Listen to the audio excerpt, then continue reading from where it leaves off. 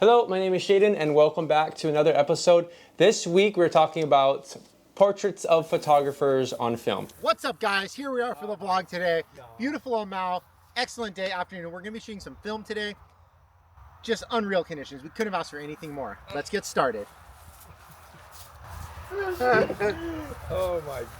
So yes, that is my buddy Bryce. So Bryce is one of those friends where like you hope to God no one ever sees your messages back and forth with the inappropriate memes because people will judge you to hell and back. He would never admit to this, or maybe he will, but I was into photography way before he was. So I asked Bryce to send me a list of brands that he has worked with, and he was not shy to tell me that he's worked with Olakai, Nike, Surfer Mag, Saturdays, New York City, Rhythm, Rick Roll.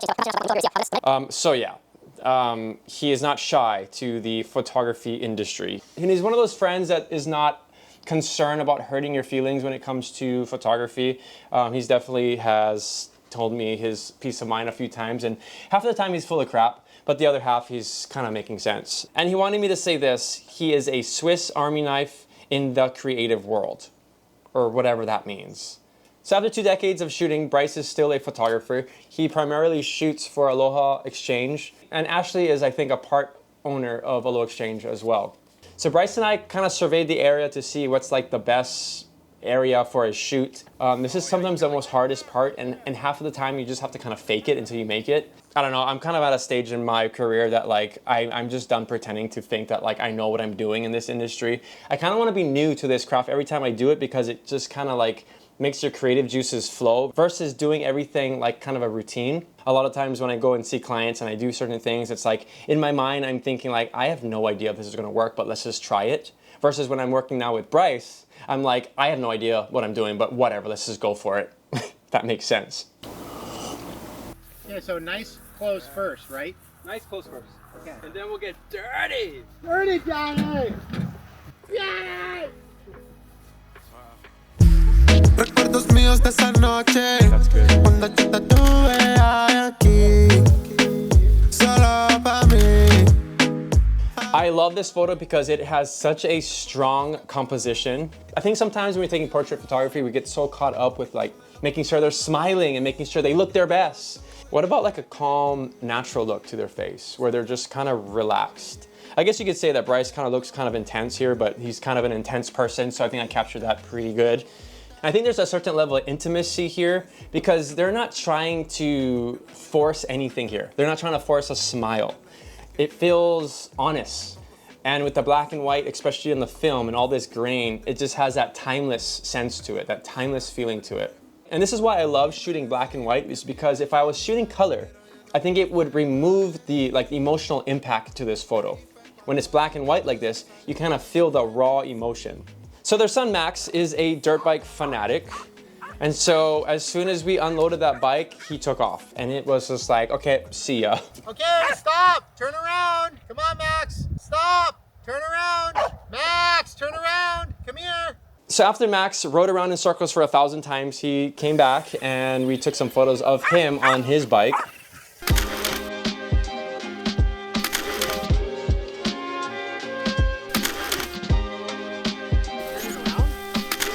Oh, that's gonna be sick.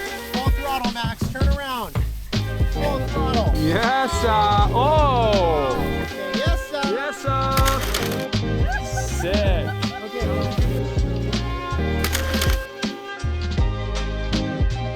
I love images that tell a story, and you can kind of see that this image tells a story. When you look at Max, you can see he has like a mischievous look on his face, like, yeah, I know we're supposed to be taking photos, but I'm gonna ride around and do whatever I want. I really know this family because I've known them since they were both in high school.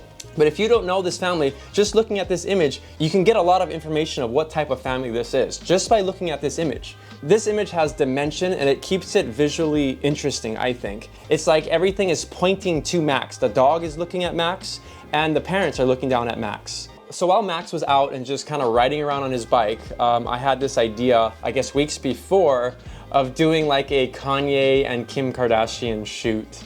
You know, the one they did with the bikes? The entire time, Ashley was like, you can never show anyone these photos. I did ask Bryce if it's okay if I could post this, and he said yes, so...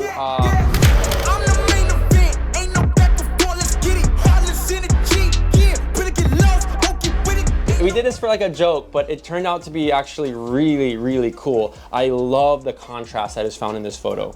The mountain is super black, and then you have like the buffalo grass, which is super high, and then they're kind of more like a medium gray. There's like a really cool layering to this image.